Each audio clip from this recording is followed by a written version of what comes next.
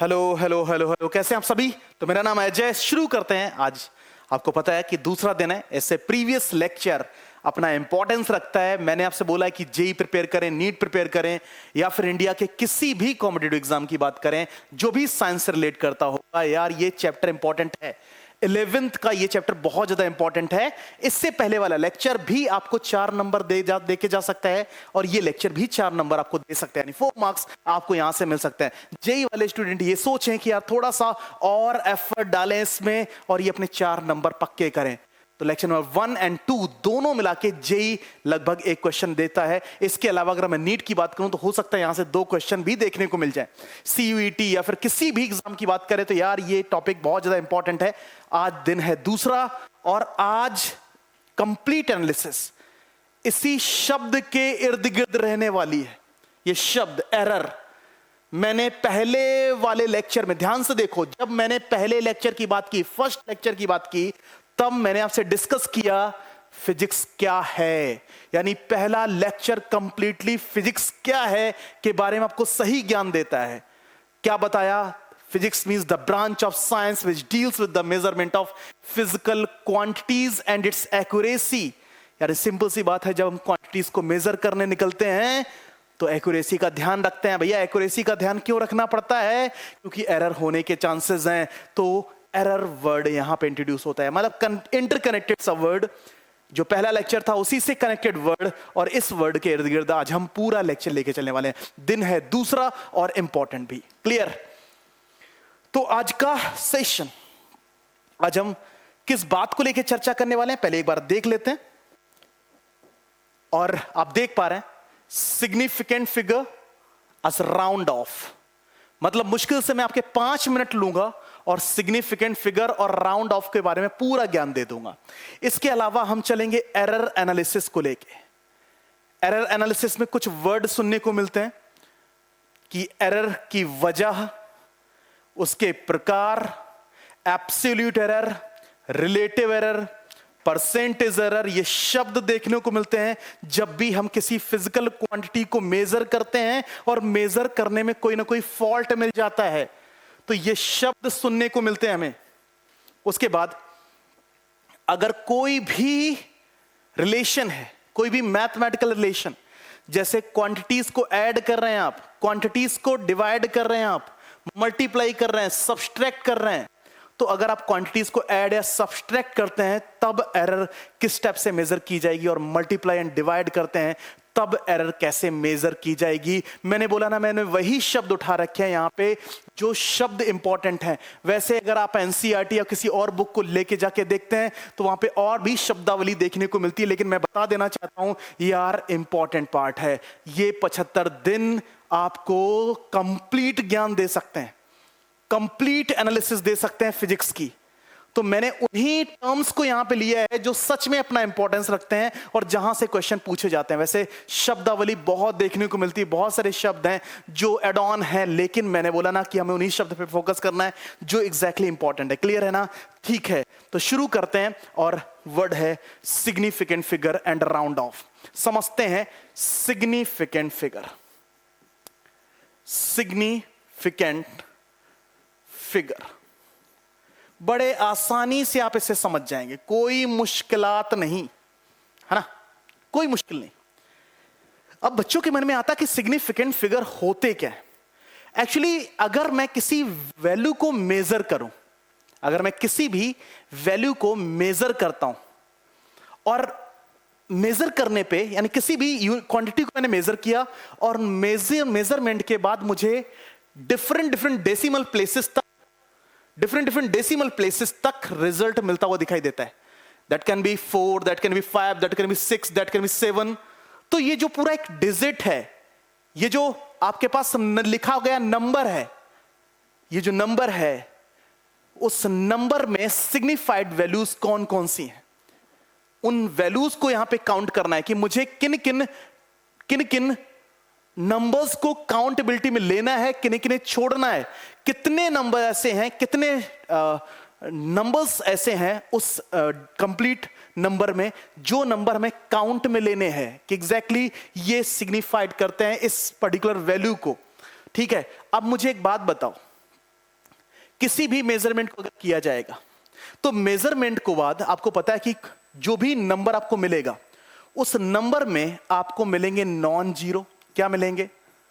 या तो आपको नॉन जीरोज नंबर मिलेंगे या तो आपको जीरोज मिलेंगे, जीरो मिलेंगे। क्लियर? या तो उस कंप्लीट नंबर में जैसे मैंने लिखा 2350100 3.63200, इस टाइप से अगर मैं ये आपको नंबर लिख के दूं डेसिमल एक्सपेंशन के साथ, ध्यान से देखो, डेसिमल एक्सपेंशन के साथ अगर मैं आपको नंबर लिख के दूं तो आपको पता है इसमें कुछ नंबर ऐसे हैं जो नंबर डेसिमल हैं, सॉरी नॉन जीरोज हैं, और कुछ जीरो हैं। आपको बता देना चाहता हूं ऑल नॉन जीरोज आर, यानी यहां पे आप पॉइंट लिखेंगे, all non zeros are significant. जितने भी नंबर नॉन जीरो लिखे हैं वो सभी क्या हैं? सिग्निफिकेंट। इसके अलावा जीरो के बारे में कहना चाहता हूं। जीरो के बारे में आपको पता है जीरो जो है वो लीडिंग जीरो हो सकते हैं। लीडिंग जीरो यानी जो किसी नंबर में शुरुआती टाइम पे जीरोस आते हैं। एक होते हैं ट्रैप्ड जीरोस, ट्रैप्ड जीरो, और तीसरे होते हैं leading zero, trapped zero, and the third one is trailing zero. Trailing zero यानी किसी नंबर के एंड में लिखे गए ना जीरोस जो होते हैं उसे क्या कहते हैं? Trailing zero. यानी आपको यहां पे तीन जीरोस देखने को मिलते हैं, तीन टाइप से जीरोस देखने को मिलते हैं। All trapped zeros are, all trapped zeros are trapped, zeros are significant. जितने भी ट्रैप्ड जीरोस हैं वो सभी सिग्निफिकेंट होते हैं। All trailing zeros are non significant. आप उसे सिग्निफाइड वैल्यू काउंट नहीं करेंगे जो भी लीडिंग जीरोस होते हैं। Trailing zeros are significant, trailing zero are significant. ये सिग्निफिकेंट होते हैं कब? जब presence of decimal point, presence of decimal point, यानी किसी नंबर में अगर डेसिमल पॉइंट गिवन है, डेसिमल पॉइंट गिवन है तो ट्रेलिंग जीरोस इज सिग्निफिकेंट, है ना? और अगर वो एब्सेंट है trailing zeros are non significant,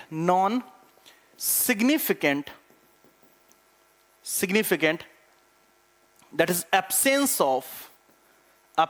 of decimal point। अगर डेसिमल पॉइंट प्रेजेंट है या फिर एब्सेंट है उसके आधार पर उसे हम तय करेंगे कि वो सिग्निफिकेंट है या फिर नहीं है। क्लियर? इतनी सी शब्द, इतने सा ज्ञान आपको सिग्निफिकेंट फिगर के बारे में कंप्लीट इंफॉर्मेशन दे देता है। अब एग्जांपल ले लो, जैसे आपने एसी के एग्जांपल को लिया, इसमें कितनी सिग्निफिकेंट फिगर है?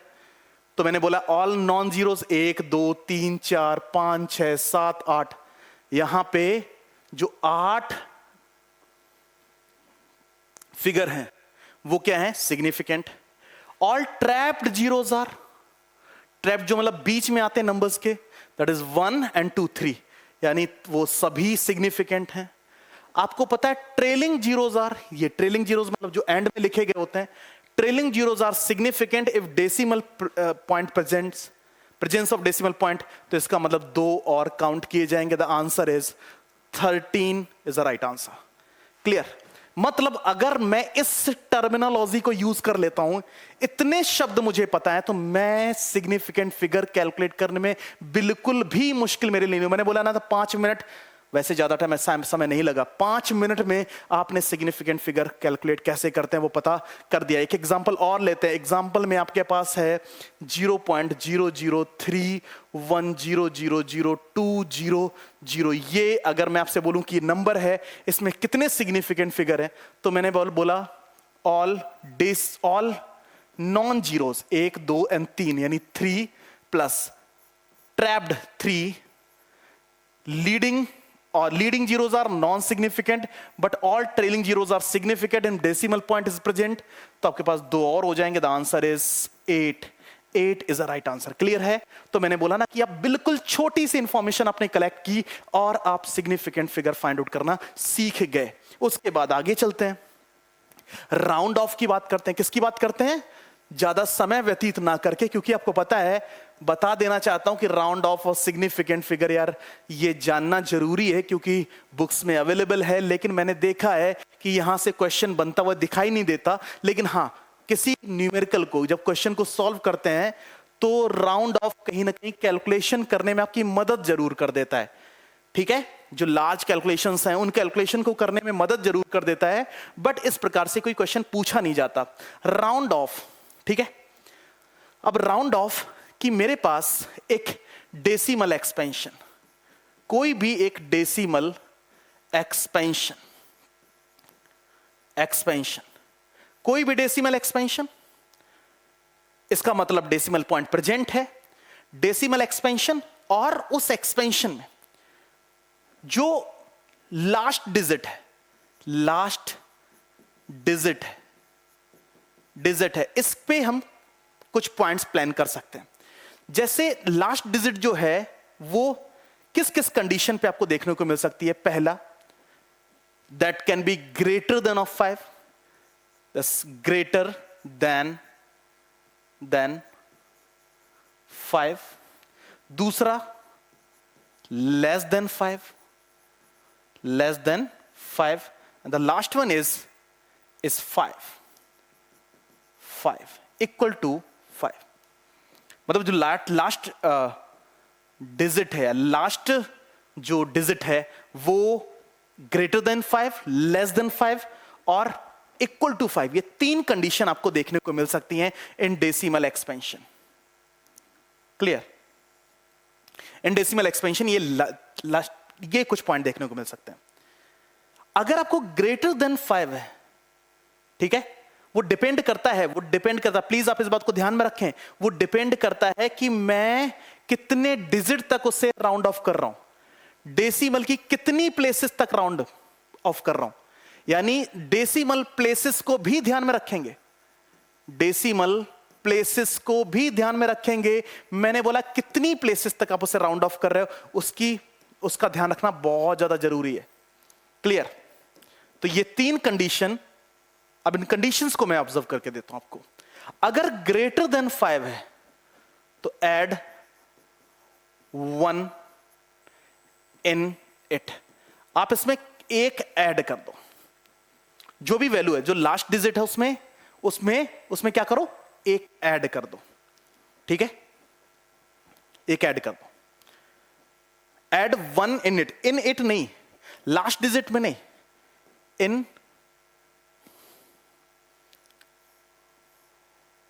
In second last, add 1 in second last, यानी सेकेंड लास्ट डिजिट में आप 1 ऐड कर दो। लेस देन 5, लीव इट, यानी जो भी लेस देन 5 उसको आप लीव कर दो, सिंपल। ठीक है? अगर 5 है तो 5 को देख के कोई भी रिजल्ट आपने नहीं देना है। ठीक है? Check the second last digit, तब आपने डिसीजन कोई नहीं लेना है, इसमें तो डिसीजन क्लियर है, यानी दोनों कंडीशन में डिसीजन क्लियर है। क्या डिसीजन है? कि अगर लास्ट डिजिट आपको 5 मिलती है तो सेकेंड लास्ट के साथ आप 1 ऐड कर दो, राउंड ऑफ हो गया। लेस देन 5 मिलती है तो इस डिजिट को लीव कर दो, लीव इट। अगर 5 मिलती है तो आपको क्या करना है, आपने चेक करना है। क्या चेक करना है? चेक करना है सेकेंड लास्ट डिजिट को, और सेकेंड लास्ट डिजिट को चेक करने पे आपको इवन या फिर ऑड मिलेगा। क्या मिलेगा? दो सिचुएशन मिलेगी, इवन और ऑड, दो सिचुएशन मिलेगी। ठीक है? इवन और ऑड, ये दो सिचुएशन मिलेंगी। इवन है तो लीव इट, और अगर ऑड है तो ऐड बाय 1।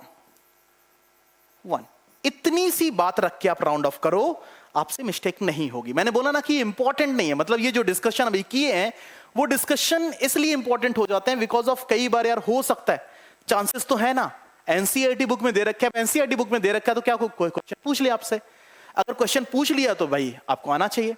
तो मैं इसलिए आपको ये बातें बता देता हूं, अदरवाइज नहीं भी बताता तो काम चल जाता आपका। लेकिन राउंड ऑफ कर सीखना इस वजह से इंपॉर्टेंट हो जाता है कि यार कई बार ये कैलकुलेशन में भी आपकी मदद कर देता है। तो इवन और लीव इट तो ये आपके पास है। अब जैसे मैंने एग्जांपल लिया, एग्जांपल मेरे पास है कि दैट इज 2.5326। तो आपने देखा कि लास्ट डिजिट जो है वो 6 है, और अगर 6 है तो आप इसको लिख सकते हैं। आपको पता है कि ये अगर ग्रेटर देन 5 है, greater than 5 add 1 in the second last, तो आपके पास सेकेंड लास्ट में 1 ऐड कर दो, that is 2.533 is a round of value.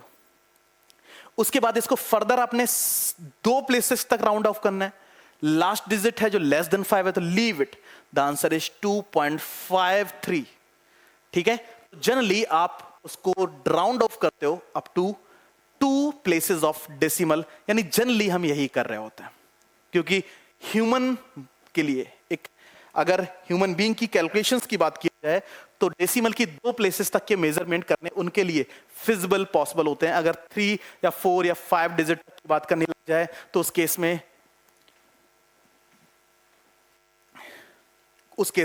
कहीं ना कहीं प्रॉब्लम देखने को मिलती है। ठीक है, डन, आगे बढ़े। चलो, तो राउंड ऑफ भी सीख गए, राउंड ऑफ सीख गए। और एग्जांपल आप लेना चाहो तो एग्जांपल ले सकते हो, जैसे मैंने एग्जांपल और ले लिया, चलो लिखो देखते हैं। मेरे पास एग्जांपल है 2.635। ठीक है, अब आपको पता है लास्ट डिजिट जो है वो 5 है, तो आपको पता है इससे डिसीजन तो आप ले नहीं सकते। उससे पहले वाले केस में देखो, अगर ऑड है, क्या है, इवन और ऑड, ऑड है तो ऐड बाय 1, तो ऐड कर दो सेकेंड लास्ट डिजिट में, 2.64 is a right answer. Clear, decimal के 2 प्लेसेस तक क्या मेजरमेंट कर सकते हो, दिस इज राउंड ऑफ का मतलब ये होता है। डन है, तो सिग्निफिकेंट फिगर क्या होता है और राउंड ऑफ क्या होता है, शायद आप बेसिक सी कैलकुलेशंस थी, आपने इसको ऑब्जर्व कर लिया। आगे बढ़े, नेक्स्ट टॉपिक है एरर एनालिसिस। इसमें भी ज्यादा समय नहीं लूंगा, उसी इंपॉर्टेंट पोर्शन को डिस्कस कर रहे होंगे जो कहीं ना कहीं यहां पे फैक्टराइज है। तो भाई सबसे पहले वर्ड हम समझ लेते हैं, एरर क्या होता है। क्या होता है बेटा, एरर क्या होता है, एरर क्या होता है। अब एरर का मतलब है, जब भी कोई मेजरमेंट किया आपने, भाई अगर मैं मैथमेटिक्स की बात करूं तो मैथमेटिक्स में नंबर्स है, नंबर्स को ऐड करना, सब्सट्रैक्ट करना, मल्टीप्लाई करना, डिवाइड करना। यहां पे क्या होता है, क्वांटिटीज को ऐड करना, क्वांटिटीज को सब्सट्रैक्ट करना, मल्टीप्लाई करना एंड डिवाइड करना, यहां पे ये देखने को मिलता है। और अगर यहां पे भी एडिशन, सब्सट्रैक्शन, मल्टीप्लिकेशन, डिवीजन है तो आपको पता है वहां पे एरर होने के चांसेस हैं। तो एरर का मतलब है फॉल्टी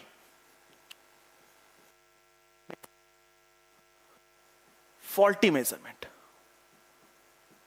कोई भी मेजरमेंट है और वो फॉल्टी है, आपको कि सर कैसे तय किया जाता कि यहां पे फॉल्ट है, तो एक्सपेरिमेंटली उसके फॉल्ट को ऑब्जर्व किया जा सकता है ऐसा फॉल्टी मेजरमेंट।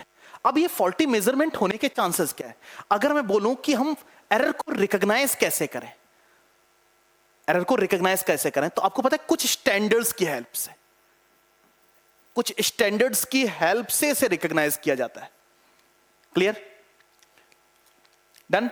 अब एरर कैसे कैसे हो सकती है, आपको पता है कि स्टैंडर्ड्स क्या क्या हैं। देखो, जैसे आपको पता है कुछ एरर ऐसी हैं जो बाय डिफॉल्ट सेट हैं, जैसे इंस्ट्रूमेंटल एरर। क्या है, इंस्ट्रूमेंटल एरर। अब यार इसको एरर को समझना है तो बड़ा आसान है। इंस्ट्रूमेंटल एरर का मतलब यह हो गया कि अगर किसी कंपनी ने कोई मेजरिंग स्केल डिजाइन की और डिजाइन करते टाइम, जैसे मान लेते हैं, एक एग्जांपल ले लो आप कि एक ब्रांड है नटराज, है ना, मैं यहां प्रमोशन नहीं कर रहा हूं, है ना, तो it is not a promotional video, तो आप प्लीज ऐसे प्रमोशनल मत समझिए, ऐसे तो नटराज ब्रांड है और उसने कोई स्केल बनाई, स्केल डिजाइन की, स्केल डिजाइन की, और डिजाइन करते टाइम जब उसमें डिवीजन कर रहा है तो आपको पता है कि डिवीजन 1, 2 और इसके बीच में 10 डिवीजन है, 1 2 3 4 5 6 7 8 9 10 डिवीजन किए, ठीक है। ये this is 1 centimetre and this is 2 centimetre, इस प्रकार से कोई स्केल बनाई, है ना। तो आपको पता है कि ये जो डिवीजन है, डिवीजन करते टाइम एक भी डिवीजन में जो गैप है वो गैप या तो इंक्रीज होके आ गया या फिर गैप जो है वो डिक्रीज होके प्रिंट हो गया। तो आपको पता है कि जब भी मैं कोई इससे मेजरमेंट करूंगा तो मुझे एरर देखने को मिलेगी। तो आपके पास ये बाय डिफॉल्ट सेट एरर है, ये बाय डिफॉल्ट सेट एरर है ना। मैंने ब्रांड का नाम लिख भी दिया था, नटराज, है ना, नटराज है, अप्सरा है, क्लियर, ठीक है। तो एक है इंस्ट्रूमेंटल एरर, तो एरर हो सकता है किस कोई मेजरमेंट किया जा रहा हो और जो इंस्ट्रूमेंट है उसमें बाय डिफॉल्ट कोई एक एरर हो तो उसको आप अलग नहीं कर सकते, उसको दूर नहीं कर सकते, आपको इंस्ट्रूमेंट ही बदलना पड़ेगा। दूसरा केस क्या है, दूसरा एरर होने का चांस क्या है कि जो सराउंडिंग की फिजिकल सिचुएशन है ना, फिजिकल सिचुएशन कई सारे मेजरमेंट में जो फिजिकल सिचुएशन है वो बड़ी मैटर करती है। फिजिकल सिचुएशन का मतलब लाइक टेम्परेचर, लाइक प्रेशर, ये भी मैटर करता है। बहुत सारे ऐसे मेजरमेंट हैं जिसमें सराउंडिंग का जो टेम्परेचर है वो मैटर करता है, क्लियर, सराउंडिंग का टेम्परेचर मैटर करता है और मेजरमेंट किए जा रहे हैं और आपको पता है सराउंडिंग के टेम्परेचर में कोई भी बदलाव आया उसके बिहाफ पे जो मेजरमेंट थे वो स्टैंडर्ड ना रह के उसमें कोई एरर आ गई, तो फिजिकल सिचुएशंस, ठीक है। तीसरा, लैक ऑफ नॉलेज। अब जिस इंस्ट्रूमेंट से मैं कोई मेजरमेंट कर रहा हूं उस इंस्ट्रूमेंट को मुझे ऑपरेट करना ही नहीं आता, उस इंस्ट्रूमेंट को मुझे ऑपरेट करना नहीं आता। जैसे आपके पास मल्टीमीटर होता है, मल्टीमीटर एक डिवाइस है, मार्केट में मिलती है, आपको पता है ये डिजिटल भी अवेलेबल है और एक डिजिटल स्केल भी अवेलेबल है और इसके अलावा पहले मैनुअल स्केल भी अवेलेबल थी, ठीक है। तो आपको पता है मल्टीमीटर का बहुत सारे कुछ प्रोफेशनल्स हैं वही इसका यूज कर पाते हैं जिससे एरर होने के चांसेस थोड़े घट जाते हैं। लेकिन बाई चांस मैं मल्टीमीटर यूज कर रहा हूं या फिर मैं गैल्वेनोमीटर यूज कर रहा हूं, गैल्वेनोमीटर में यूज कर रहा हूं, मैं कोई भी मेजरिंग इंस्ट्रूमेंट यूज कर रहा हूं और आपको पता है मेजरिंग इंस्ट्रूमेंट में कि मुझे नॉलेज ही नहीं है तो आपको पता है एरर होने के चांसेस हो सकते हैं, ठीक है। तो ये कुछ एक सिचुएशंस हैं, ये कुछ एक सिचुएशंस हैं जो सिचुएशंस आपको फॉल्टी मेजरमेंट दे सकते हैं, क्लियर।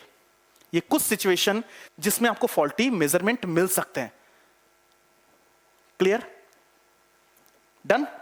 तो एक तो ये है कि जिसकी वजह से एरर होने के चांसेस हैं, लेकिन आपको पता है कि ये ह्यूमन बीइंग के लिए, एक ह्यूमन के लिए, एक पर्सन के लिए फाइंड आउट करने में बड़ी या फिर ऑब्जर्व करने में बड़ी मुश्किल हो जाती है उसके लिए, क्योंकि फिजिकल सिचुएशन लगातार बदल, टेम्परेचर कब बदल जाएगा, कब चेंज हो जाएगा, प्रेशर कम या ज्यादा कब हो जाएगा कुछ पता नहीं है। इंस्ट्रूमेंटल एरर है, आप पता चले जो इंस्ट्रूमेंट बाय करके लेके आए उसी में ऑलरेडी एरर है, तो जब भी कोई मेजरमेंट करोगे उस मेजरमेंट में एरर होने के चांसेस हैं, ठीक है। तो जो ह्यूमन है, जो पर्सन है, वो किस टाइप के मेजरमेंट यानी किस टाइप की कंडीशंस को वो खुद रिजॉल्व कर सकता है, जिन एरर को वो रिजॉल्व कर सकता है, जिसको रिजॉल्व कर सकता है, हम उसकी ज्यादा चर्चा करेंगे। इसको रिजॉल्व नहीं कर पाएगा, थोड़ा सा मुश्किल होगा उसके लिए, है ना। ये सब कहीं ना कहीं थोड़ा सा एक्सपेरिमेंटल चला जाता है, इस वजह से इसको रिजॉल्व करना थोड़ा सा मुश्किल होता है ना। अब लैक ऑफ नॉलेज, भैया नॉलेज तो कलेक्ट करनी पड़ेगी। टेम्परेचर एंड प्रेशर है, इसको मेंटेन करने के लिए सराउंडिंग्स में कुछ चेंजेस करने पड़ेंगे। इंस्ट्रूमेंटल एरर इसमें तो कुछ कर ही नहीं सकते, क्यों नहीं कर सकते, बाय डिफॉल्ट सेट एरर है, तो इंस्ट्रूमेंट ही बदल दो या तो, ठीक है। लेकिन कुछ एरर है जिसको ह्यूमन यानी कुछ पर्सन, जो पर्सन है वो इसे मेजर किया कर सकता है, तो उसमें कुछ वर्ड्स हैं, उन वर्ड्स को मैं थोड़ा ध्यान से देखना है। मैं उसको टाइप्स ऑफ एरर में रख दिया। एरर को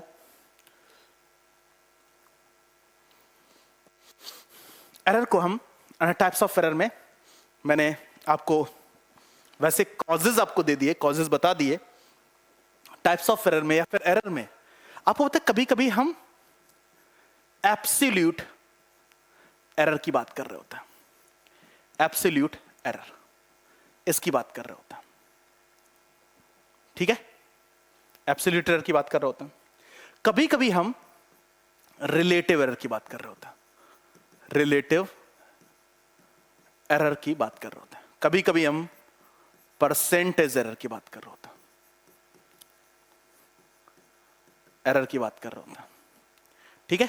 एब्सोल्यूट एरर की या फिर कई बार इसको एब्सोल्यूट मीन वैल्यू भी कहा जाता है, एब्सोल्यूट मीन वैल्यू भी कहा जाता है,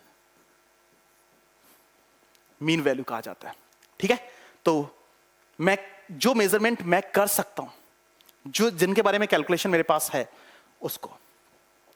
उसके लिए मैं कुछ टर्मिनोलॉजी यहां पे यूज कर रहा हूं। अब आपको एक समझाता हूं कि एब्सोल्यूट एरर और ये सब है क्या एक्चुअली। एब्सोल्यूट एरर का मतलब है the difference between real value and measured value. यानी जो रियल वैल्यू है और जो मेजर्ड वैल्यू, जो आपने मेजरमेंट किए और जो रियल वैल्यू थी या फिर जो मीन वैल्यू थी। रियल वैल्यू का मतलब यहां पे मीन वैल्यू से है, अभी बताऊंगा। तो उसे आप क्या कहते हैं? उसे आप एब्सोल्यूट एरर कहते हैं। क्या कहते हैं? तो absolute error is equal to क्या हो जाएगा? Absolute error is equal to क्या हो जाएगा? Measured value minus real value, ठीक है, रियल वैल्यू। क्लियर? डन? ये आपके पास एब्सोल्यूट एरर है। डन? इसके बाद रिलेटिव एरर क्या होता है? अच्छा, relative error is defined as कि the ratio of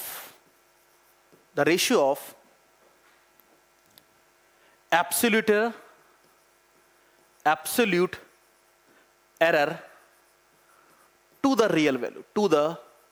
real value in any measurement, उसको आप क्या कहते हैं?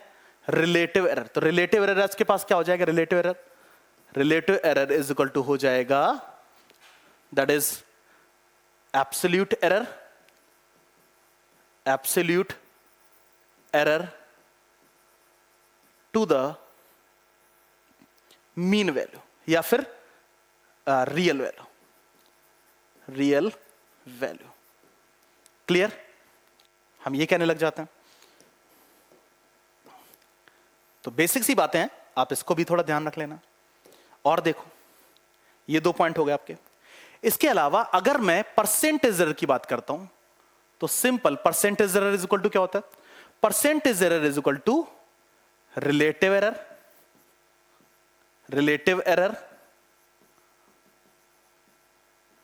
इनटू 100, ठीक है।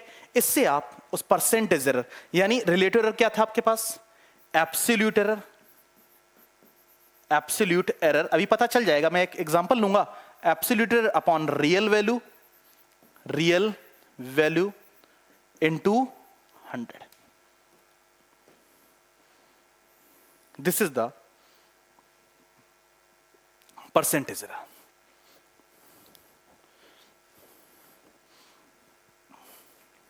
ठीक है। तो जिसके मेजरमेंट ह्यूमन, जो भी, जैसे हम स्टूडेंट हैं, हम स्टूडेंट हैं, तो स्टूडेंट के लिए जो फिजिबल है, जिसको सॉल्व करना फिजिबल है, जैसे इनको वो फिजिबल नहीं है, ये दूर नहीं कर सकता। वो क्यों नहीं कर सकता? क्योंकि कई बार आपको मेजरमेंट या कोई भी कैलकुलेशन अपनी कॉपी में करनी है। अब कॉपी में कोई मेजरमेंट करनी है तो यार सिंपल सी बात, आपके पास इंस्ट्रूमेंट तो अवेलेबल ही नहीं है। आपको तो केवल वैल्यूज दे रखी हैं, मैथमेटिकल वैल्यूज दे रखी हैं। अब वो मैथमेटिकल वैल्यूज तो है, मैथमेटिकली सॉल्व करनी पड़ेंगे ना, मैथमेटिकली सॉल्व करनी चाहिए। तो आपको पता है कि मैं यहां पर आपको क्या सिखाने की कोशिश कर रहा हूं कि मैथमेटिकल मेजरमेंट क्या होगा इसका मतलब। यहां पर हम एरर को मैथमेटिकली कैसे सॉल्व करेंगे, this is the mathematical measurement है। बेटा ध्यान से सुनो, क्या मैंने बोला इसको? Mathematical measurement. तो जो मेजरमेंट हम कर सकते हैं, मैथमेटिकल मेजरमेंट ऑफ एरर, ये मैथमेटिकल मेजरमेंट ऑफ एरर है जिसको हम मेजर कर सकते हैं। तो आपको पता है उनके लिए हम शब्द यूज करते हैं, वो सब शब्द ये।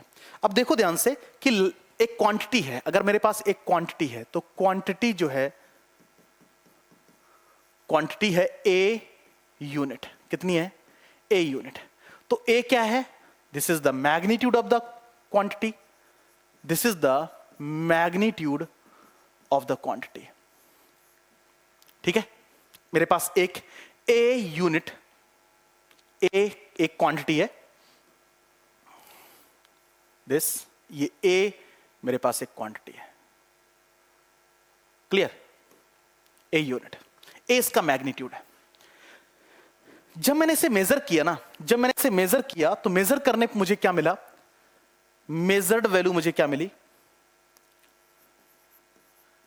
मेजर्ड वैल्यू जो मुझे मिली that is A dash. Measured value मुझे क्या मिली? ए डैश। यानी मेरे पास जो रियल वैल्यू थी, रियल इसका जो मैग्नीट्यूड था वो ए था, मुझे मेजरमेंट क्या क्या क्या मिला? मुझे मेजरमेंट पे ये मिलता है, this is a, this is the measured value. Clear? तो मेरे पास, मैं इस केस में अगर मैं आपसे पूछूं कि एब्सोल्यूट एरर क्या होगा, तो एब्सोल्यूट एरर जो है क्या वो बराबर होगा ए डैश माइनस ए के, A dash minus of A. Absolute error को डेल्टा से रिप्रेजेंट करो, तो delta A is equal to A dash minus of A, minus A. आप एक बात ध्यान रखो, यहां पर आप प्लस माइनस दोनों साइन एक्चुअली यूज करते हो, दोनों साइन यूज करते हो। एब्सोल्यूट एरर का मतलब है ना, डिफरेंसेस हैं, डिफरेंस आपके पास है, आपको पता है वो डिपेंड करता है कि ए को माइनस कर, ए डैश को माइनस करो या फिर ए डैश से ए को माइनस कर सकते हो, ये आपके पास। इसमें मैं एक काम करूंगा, मैं प्लस माइनस ना लगा के क्या यूज कर लूंगा, that is A dash tilde A. ठीक है, टिल्ड ए, टिल्ड साइन यहां पे ये शो कर रहा है कि यार कई बार ए डैश जो है वो बड़ा भी हो सकता है, ए डैश कभी छोटा भी हो सकता है। जैसे लाला जी की दुकान पे गए और आपने कहा कि भैया 1 किलोग्राम मुझे शुगर दे दो, उन्होंने आपको 998 ग्राम दे दी, 998 ग्राम। तो मेजर्ड वैल्यू कितनी है? 998, तो आंसर नेगेटिव हो जाएगा। और अगर उन्होंने आपको दे दिए 1002 ग्राम, तो इसका मतलब आपके पास जो ए डैश है वो ज्यादा हो गई। ठीक है, तो पॉजिटिव वैल्यू आ गई। तो वो नेगेटिव और पॉजिटिव के रेफरेंस में मैं इसको बता रहा हूं। तो यहां पे आपके पास जो डेल्टा है वो कितना ही है, तो यहां पे A dash is equal to this. Clear? तो ए डैश आपके पास क्या होगा? A dash is equal to होता है A plus minus of delta A. तो इन एरर आपको पता है किसी क्वांटिटी को लिखने का सही तरीका ये है, यानी measured value is equal to होता है ये वाला जो पार्ट होता है, ये वाला जो पार्ट होता है, इसको क्या बोलते हैं? Real part. This is the real part of the measurement and this is the absolute error. Absolute error that can be plus of delta A, that can be minus of delta A. Clear है?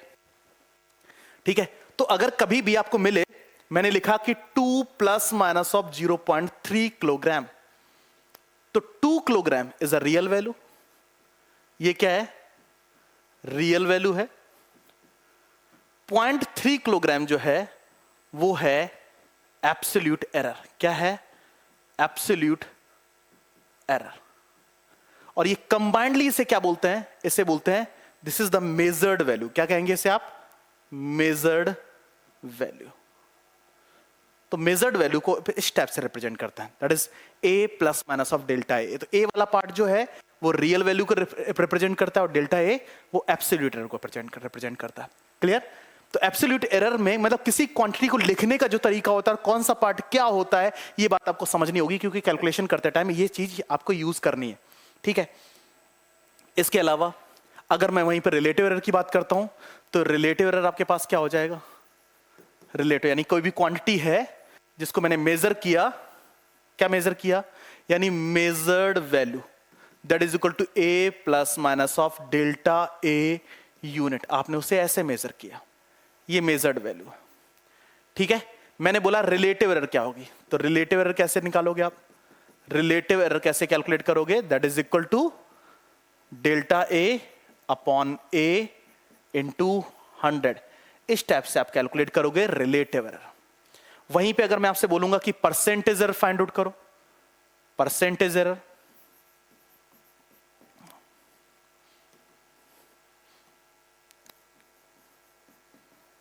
Percentage error find out करो, तो वो कैसे होगा? That is delta A, yes relative error में 100%, यहां पे आपने ये यूज नहीं करना है, this is the relative error.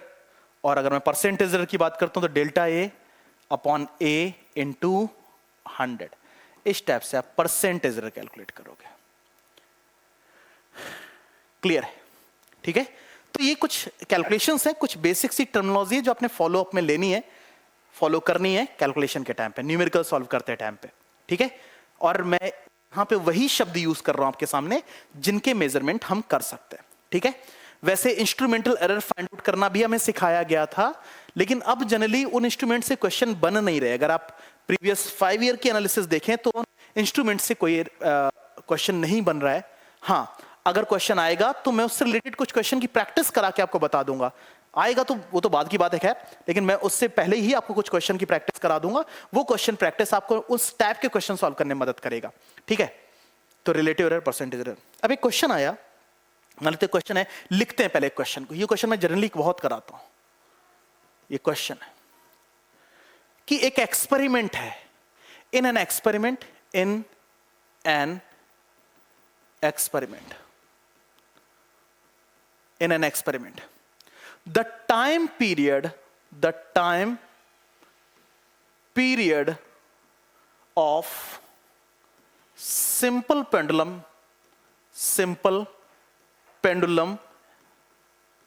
is measured as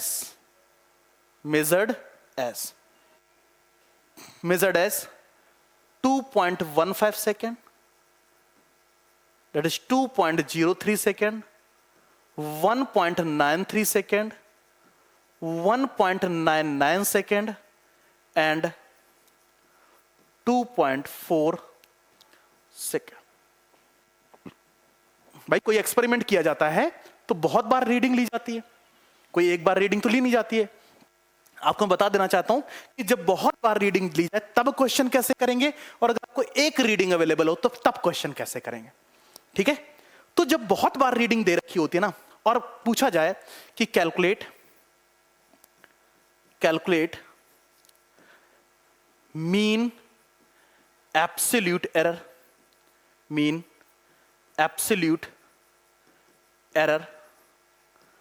relative error and percentage error, ये क्वेश्चन एक पूछ लिया गया आपसे। ठीक है, प्लीज इस क्वेश्चन को ध्यान से देखो। कोई एक्सपेरिमेंट है भैया, दुनिया में कोई भी एक्सपेरिमेंट है, जब वो एक्सपेरिमेंट परफॉर्म किया जाता है तो मल्टीपल टाइम परफॉर्म किया जाता है।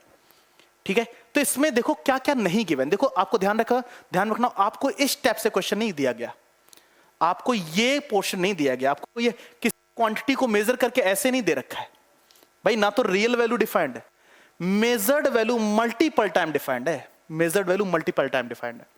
ठीक है, रियल वैल्यू तो डिफाइंड है नहीं, रियल वैल्यू फॉर्म नहीं है, लेकिन मल्टीपल टाइम मेजर्ड वैल्यूज हैं। ठीक है, तो जब आपके पास मल्टीपल टाइम्स हो केसेस, तो उस केस में क्या करते हैं, रियल वैल्यू कैसे माना जाएगा। रियल वैल्यू के लिए आपको पता है कि आप इस मेजरमेंट का मीन फाइंड आउट कर लो।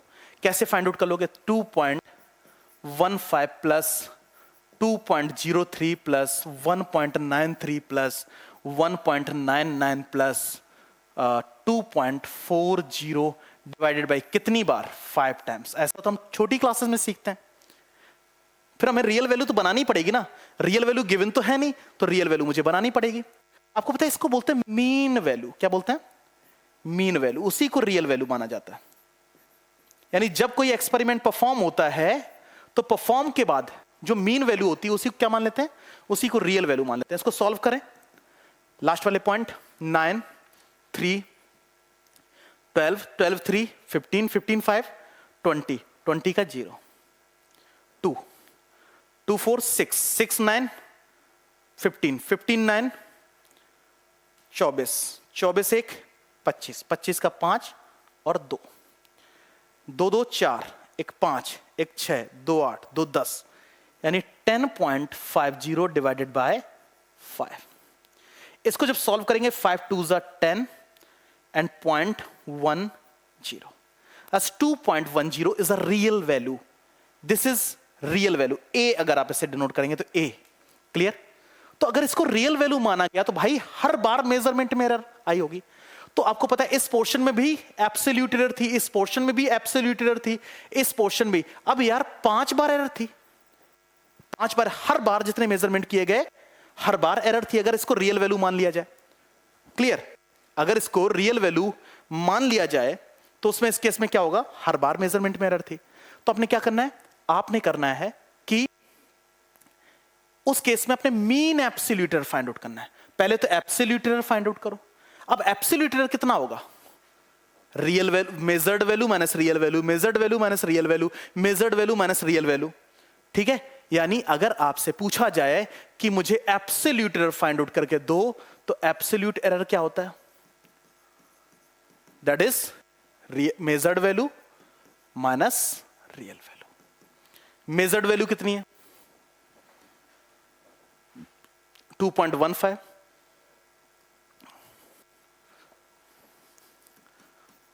और रियल वैल्यू 2.10। ऐसे ही 2.03, 2.03 माइनस 2.10। दूसरा, यानी ये आपके पास है delta A1, this is delta A2, this is delta A2, this is delta A3, delta A3 that is 1.93, 1.93, that is 1.93 minus 2.10, delta A4 that is 1.99 minus 2.10, and delta A5 that is equal to 2.40, 2.40 minus 2.10। ये आपके पास delta A1 delta A2 आएगा, ठीक है। फिर आप यहां से calculate कर सकते हैं मीन एब्सोल्यूट एरर। क्या कैलकुलेट कर सकते हैं, mean absolute error, absolute error. अब स्टूडेंट यहां पे भी कंफ्यूज होता है, उसको यहां पे कुछ वैल्यूज निगेटिव और कुछ वैल्यूज पॉजिटिव मिलेंगे, लेकिन आपने कुछ भी नहीं करना। आपने delta A1 plus delta A2 plus delta A3 plus delta A4 plus delta A5 divided by 5 करके क्या कैलकुलेट करना है, that is delta A, delta A। This is called mean absolute error. आपको ऐसा तब करना पड़ रहा है because of multiple time measurement है, ठीक है। उसके बाद अगर आपको रिलेटिव एरर फाइंड आउट करना है, तो रिलेटिव एरर के लिए आप क्या करोगे, relative error is equal to error is equal to mean absolute error, mean absolute error, absolute error to the mean value, mean value। मुझे ऐसे मेजरमेंट करना है। और अगर मुझे परसेंटेज एरर फाइंड आउट करना होता तो, दैट्स परसेंटेज एरर मुझे अगर फाइंड आउट करना होता तो मैं क्या करता, delta A upon A into 100 ऐसे करके सॉल्व कर लेता, ठीक है। और ये तब एप्लीकेबल है, मैंने क्या बोला, तब एप्लीकेबल है जब मुझे क्या करना पड़ रहा है, जब मुझे मल्टीपल टाइम मेजरमेंट करके दिए गए। अदरवाइज कोई क्वांटिटी मुझे दे दी जाती, मैं उसमें कैलकुलेशन कर पाता, ठीक है। तो जब कभी इस प्रकार का कोई क्वेश्चन आता है तो आप ऐसे सॉल्व कर लेते हो, डन, ठीक है। उसके बाद जो नेक्स्ट हेडिंग है, आप ध्यान से देखो, error in basic mathematical relation, basic mathematical relation, ठीक है।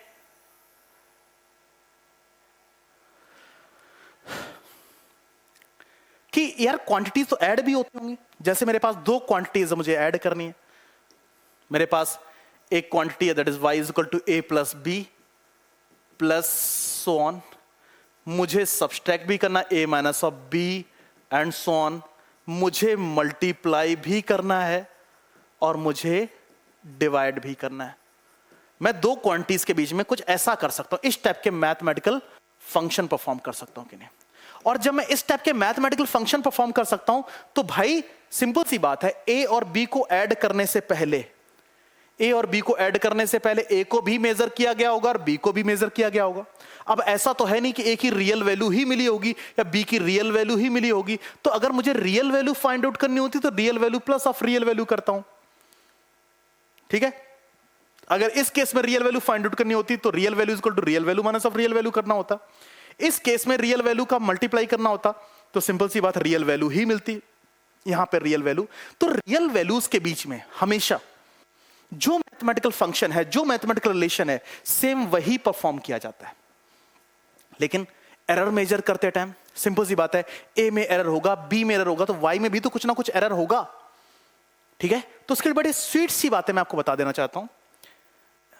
Error in addition and subtraction, इससे पहले वाला जो केस था that is error in addition and subtraction, सबसे पहले इस वाले केस में बताऊंगा एंड इस वाले केस में देन, ठीक है।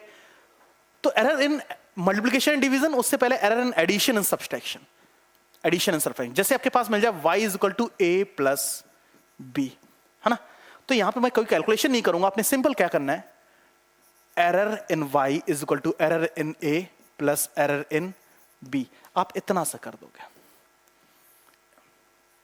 तो अगर मैथमेटिकल रिलेशन कौन सा है, एडिशन, तो एरर भी क्या होती है, ऐड हो जाती है। अगर आपके पास y इज इक्वल टू है a माइनस बी, यानी दो क्वांटिटीज का सब्सट्रैक्शन है, लेकिन आपको मैं बता देना चाहता हूं एरर इन y जो होता है वो error in a plus error in b होता है, मतलब इस केस में भी एरर ऐड ही होगी। तो चाहे एडिशन हो चाहे सब्सट्रैक्शन, एरर ऐड ही होती है, ठीक है। इसके अलावा अगर कभी आपको मिलता है y is equal to a into B, तो अब ध्यान से देखो, इस केस में आप डायरेक्ट एरर को मत ऐड करो, एब्सोल्यूट एरर को ऐड मत करो। रिलेटिव एरर हमेशा क्या होती है, ऐड होती है।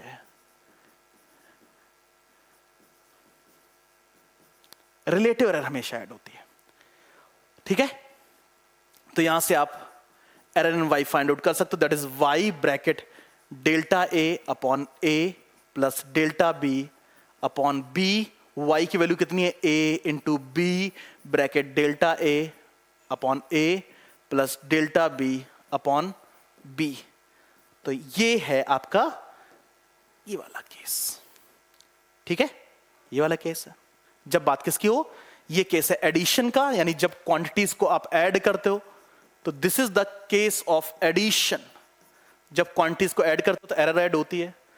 जब सब्सट्रैक्शन, क्या, जब क्वांटिटी सब्सट्रैक्ट करती हैं लेकिन उनके बीच में जो एरर है वो ऐड ही होती है। जब क्वांटिटीज मल्टीप्लाई करती हैं, तो एब्सोल्यूट एरर को डायरेक्ट ना ऐड करके आप उनके रिलेटिव एरर को ऐड करते हो। इसके अलावा y इज इक्वल टू आपके पास अगर a अपॉन b है तो इस केस में भी रिलेटिव एरर ही ऐड होती है, यानी y is equal to that is delta a upon a plus delta b upon b। तो यहां से डेल्टा y कितना आ जाएगा, that is y delta a upon a plus delta b upon b, ठीक है। तो जो डिवीजन होता है उस केस में भी क्या देखने को मिलेगा आपको, रिलेटिव एरर ही ऐड होती है। तो मल्टीप्लाई और डिवीजन के टाइम पे आप रिलेटिव एरर ऐड कर दिया करना, और लेकिन आपने एक बात नोटिस की होगी कि एरर हमेशा ऐड होती है, एरर सब्सट्रैक्ट नहीं होती। क्लियर। तो कुछ कैलकुलेशंस अपने दिमाग में लेके चलनी है और एरर को लेके यही टर्मिनोलॉजीज अपने फॉलो अप में लेनी है। बस इतनी सी बातें और आपके क्वेश्चन सॉल्व हो जाएंगे। एग्जांपल देते हैं, ठीक है। एडिशन एंड सब्सट्रैक्शन मैंने आपको बता दिया है। अब क्वेश्चन मेरे पास ये है, क्वेश्चन क्या है, ये देखो, ऐसा फटाक से क्वेश्चन सॉल्व होगा। इन an experiment the percentage of error occurred in, यानी ए बी और सी और डी में परसेंटेज एरर गिवन है ना। परसेंटेज एरर गिवन देन होने का मतलब पता क्या है, कि डेल्टा ए अपॉन ए इंटू 100 की वैल्यू डायरेक्ट कितनी दे रखी है, that is 1%। Delta B upon B into 100 की वैल्यू डायरेक्ट कितनी दे रखी है, 2। Delta C upon C into 100 की वैल्यू कितनी दे रखी है, 3। And delta D upon D into 100 की वैल्यू आपको डायरेक्ट कितनी दे रखी है, 4%। मतलब आपको डायरेक्ट परसेंटेज, जिसमें उन्होंने आपको एब्सोल्यूट एरर नहीं दे रखा है, कोई एब्सोल्यूट एरर नहीं दे रखा, हमने डायरेक्ट परसेंटेज एरर दे रखा है। Then the maximum percentage error of in the measurement of X, इसके लिए मुझे एरर फाइंड आउट करनी है, मुझे परसेंटेज एरर फाइंड आउट करनी है। क्लियर? ठीक है, क्लियर है ना? डन। तो आप सॉल्व कर सकते हो कोई भी रिलेशन। यहां पर रिलेशन ध्यान से देखो, मेरे पास क्या है, x is equal to A square B की पावर 1/2 अपॉन सी की पावर 1/3 एंड डी की पावर 3 है। वैसे मुझे लगता है यहां पे मिस प्रिंट सा कुछ दिखाई दे रहा है, ये हो सकता है 3/4 हो सकता है। ठीक है, यहां पे मिस प्रिंट से दिखाई दे रहा है, यहां पे ये 3/4 हो जाए। ठीक है, अब आपको पता है कोई भी कैलकुलेशन, कोई भी मैथमेटिकल रिलेशन है, मैंने बोला कि हमेशा परसेंटेज, देखो एडिशन और सब्सट्रैक्शन सॉरी यहां पे मल्टीप्लिकेशन और डिवीजन देखने को मिल रहा है, तो आप क्या करो, रिलेटिव एरर को ऐड करते हैं। Relative error in x is equal to 2 times of relative error in A plus 1/2 times of relative error in B plus 1/3 times of relative error in C plus 3/4 times of relative error in D. Clear? मुझे percentage error calculate करना होता तो मैं सारे में 100 का multiply कर देता, 100 100 100 100।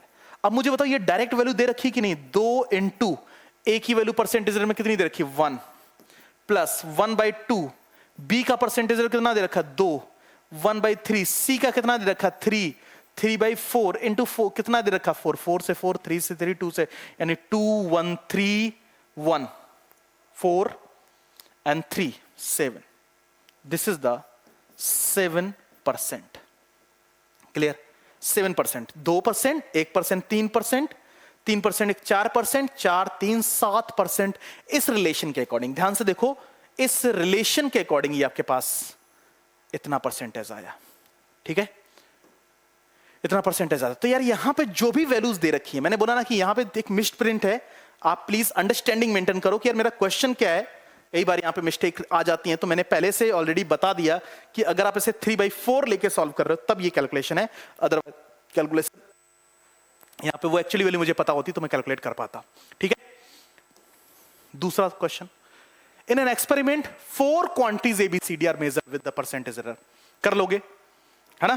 डायरेक्ट बता दूं कि the percentage error in P is equal to 3 times of percentage error in A plus 2 times of percentage error in B plus percentage error in C plus percentage error in D। ये आपके पास relation है, value डालो। Percentage error in A कितना है, A कितना है 1, 2 times of percentage in B कितना है 2, C में परसेंटेज एरर कितना 3 प्लस ऑफ D में कितना है 4, तो 3 1 3 4 7 3 10 and 4 that is equal to 14%। मैंने बोला था कि अगर आपको डिवीजन और सॉरी मल्टीप्लिकेशन एंड डिवीजन मिलता है तो आप रिलेटिव एरर को ऐड करो, रिलेटिव को भी ऐड कर सकते हो और परसेंटेज एरर को भी ऐड कर सकते हो। अगर उन्होंने जिस ऑर्डर में क्वेश्चन पूछा गया उसके अकॉर्डिंग ये फॉर्मूला बदल सकता है। आप इसमें 100 हटा दो तो ये रिलेटिव एरर का फॉर्मूला बन के तैयार हो जाएगा। ठीक है, कि रिलेटिव एरर्स ऐड होती है, मैं ऐड रिलेटिव एरर्स को ही कर रहा हूं। नेक्स्ट क्वेश्चन आपके पास ये क्या है, ठीक है, लिखा है the error in the measurement of radius of A sphere is 2%। यानी आपके पास जो रेडियस है उसमें 2% इसका एरर है। Then the error in determination of volume of the sphere. आपको पता है स्फीयर का वॉल्यूम कितना होता है 4/3 पाई r3। अब आपको पता है ये तो एक मैथमेटिकल वैल्यू, इसमें तो एरर होने के चांसेस है ही नहीं, है ना? क्लियर? क्लियर है ना? अब आपके पास यहां पे इस वाले पोर्शन में ये मैथमेटिकल वैल्यू है, तो relative error in V that is equal to 3 times of relative error in R। Percentage में कैलकुलेट करनी है 100 का मल्टीप्लाई करो, यहां पे डायरेक्ट इसकी वैल्यू दे रखी है, तो 3 into 2 द आंसर इज 6%। तो 6% is the right answer. Clear है ना? तो ये एक तीनों क्वेश्चन एक प्रकार के क्वेश्चंस थे। देखो तीनों क्वेश्चन एक प्रकार के क्वेश्चन थे। चौथे क्वेश्चन पे चलते हैं। मेरे पास चौथा क्वेश्चन ये है, मुझे लगता है कि ये क्वेश्चन आप लोगों ने खुद करना चाहिए, खुद क्वेश्चन सॉल्व करना चाहिए। क्या है क्वेश्चन? लिखा है the density of the cube is measured by the measuring of its mass and length of the side if the maximum error in the measurement of mass and this respectively the maximum error in measurement of density. आपको पता है density is equal to होता है mass upon volume. Mass में percentage error and volume, of volume कितना होता है? एक क्यूब का वॉल्यूम कितना होता है? L cube. तो यहां पे तीन क्वांटिटी, डेंसिटी, मास और लेंथ। आपको पता है जब भी डिवीजन होगा तब भी मैंने बोला रिलेटिव एरर होती है। तो relative error in D is equal to relative error in M plus 3 times of relative error in L. Percentage में कैलकुलेशन करनी, 100 का मल्टीप्लाई कर दो, सीधा delta M upon M into 100 4%। Mass में एरर परसेंटेज दे रखा है 4, तो 4 plus 3 into 3, 3 3 9 4 13%। This is the percentage in density, है ना, कोई कैलकुलेशन में। तो आपको पता है कि अगर आपके पास कोई मैथमेटिकल रिलेशन आएगा, मैथमेटिकल सिचुएशन आएगी, तो क्वेश्चन कैसे सॉल्व किया जाएगा। तो आप देख पा रहे हैं कि आपको बस केवल ये बातें ध्यान में रखनी है कि आपको रिलेटिव एरर ऐड करना है या तो डायरेक्ट एब्सोल्यूट एरर ऐड या सब्सट्रैक्ट करना है। ठीक है, डन। और भी क्वेश्चंस हैं, देखो ये क्वेश्चन देखो यार, इस क्वेश्चन को भी आप कोशिश करना ट्राई कर सकते हो, कैलकुलेशन आराम से कर सकते हो। The percentage in measurement of mass and speed is this, the error in kinetic energy. अब काइनेटिक एनर्जी क्या होता है? That is equal to half of M V square. तो the percentage error in kinetic energy into 100 is equal to 1/2 में तो delta M upon M into 100 plus 2 times of delta V upon V into 100। मैंने बोला कि relative error add करो, आप percentage error को भी डायरेक्टली ऐड कर सकते हो। डेल्टा एम कितना गिवन है? स्पीड में, मास में कितने परसेंट का? 2 का, 2 प्लस स्पीड में कितने का? 3 का, तो 2 3 6 और 2 8%। कितना परसेंट? 8%। 8% is right answer. ठीक है, ये कुछ क्वेश्चंस हैं जो आपको देखने को मिलेंगे। क्लियर? अब अगर इस क्वेश्चन को आप देखें, इस क्वेश्चन को देखें, तो ये एक इंस्ट्रूमेंटल क्वेश्चन है, मतलब इंस्ट्रूमेंटल एरर से रिलेटेड क्वेश्चन है। ये मैंने क्वेश्चन इसलिए डाला क्योंकि मैं एक शॉर्ट वीडियो बनाऊंगा इस रिलेटेड। वो शॉर्ट वीडियो मैं इसलिए बनाऊंगा क्योंकि मैं आपको बता देना चाहता हूं कि कई बार डायरेक्ट इंस्ट्रूमेंट से भी क्वेश्चन पूछा जाता है। डायरेक्ट इंस्ट्रूमेंट से क्वेश्चन पूछा जाता है, उस इंस्ट्रूमेंट की इंफॉर्मेशन आपके पास अगर होगी तभी। यानी generally vernier caliper, screw gauge या फिर गैल्वेनोमीटर, वोल्ट मीटर, एमीटर से कुछ क्वेश्चंस बनते हैं। उन क्वेश्चंस की मैं वीडियो अलग से बनाऊंगा, उन वीडियोस को आपने प्रिपेयर करना है और उसके अकॉर्डिंग ही आप चीजों को आगे लेके चलेंगे। तो आज के सेशन में मैंने एरर को लेके पूरी चर्चा की। मैंने बोला था आज की क्लास से हमें अपने कुछ क्वेश्चंस, कुछ मार्क्स अपने फिक्स करने। तो आज के सेशन में मिलते हैं नेक्स्ट तीसरे दिन। Thank you so much.